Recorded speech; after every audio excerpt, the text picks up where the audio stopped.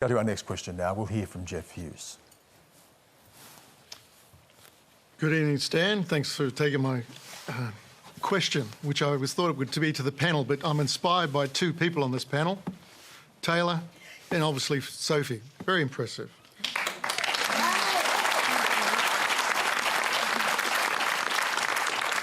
So I have to read this. On the eve of Anzac Day, my question is, why did so many people die for Australia during the previous wars? Well, obviously to protect the home and your family. Stan, I'm here with my daughter. She's desperate to buy a place in Sydney, and the property market to the state is ridiculous. I don't think politics is going to fix the problem, nor governments. So I'm suggesting, because you might explain this to Sophie, Stan, Australia exports minerals with hundreds of billions of dollars each year. A 5% levy will pay for a backlog of housing. I suggest a state of origin competition for each state making housing affordable. Let's face it, Australians love a contest. I will go to Sophie as an outsider on this. You may not be familiar with state of origin, but if you're in New South Wales and Queensland, there's not too much more important in a year than a rugby league state of origin match. But to that idea of making things fairer, you've faced this in your own country. We see this around the world, a younger generation squeezed out of the housing market and increasing wealth gap. What impact is that having on us socially? Well, it has a huge impact. This generation of young people are the first generation who are likely to fare worse than their parents. So for many centuries, the life chances of our younger people have got better than their parents. But actually, in terms of measures like housing, like the economic impacts of climate change that our younger generations will be paying the price of, issues in terms of life expectancy actually starting to plateau in many areas. There are some really big concerns for our younger generations, and indeed those generations who are yet to be born. And that's why having a government which has legal duties to think to the long term, and let me just spend a moment saying the 5 principles by which our government in Wales has to operate.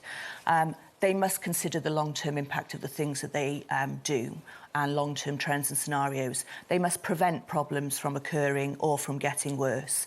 They must take a holistic and integrated approach. So this is recognising the connections between things. To your point on housing, housing isn't just about, a physical roof over your head.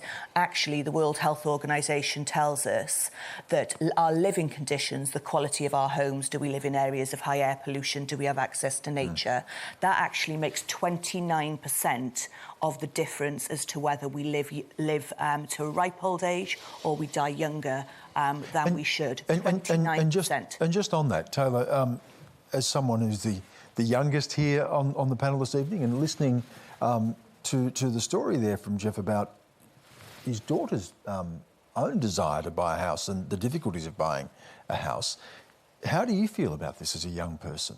Is this something that is an aspiration that is achievable, do you think, for yourself? I consider myself very lucky. I'm the first person in my family to buy a home.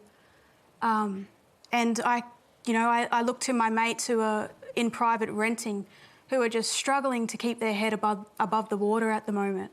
And with respect to the politicians on the panel, like a lot of the time the people up here often forget to communicate with the people down here at the grassroots level, the working class.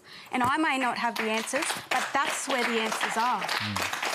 And you see people not only squeezed out, but people, of course, who are renting and can't find a place to live, can't put a roof over their head. Yeah, that's exactly right. And there are young people where they've been kicked out of their house because their landlord has said, we're selling the house over the next couple of months.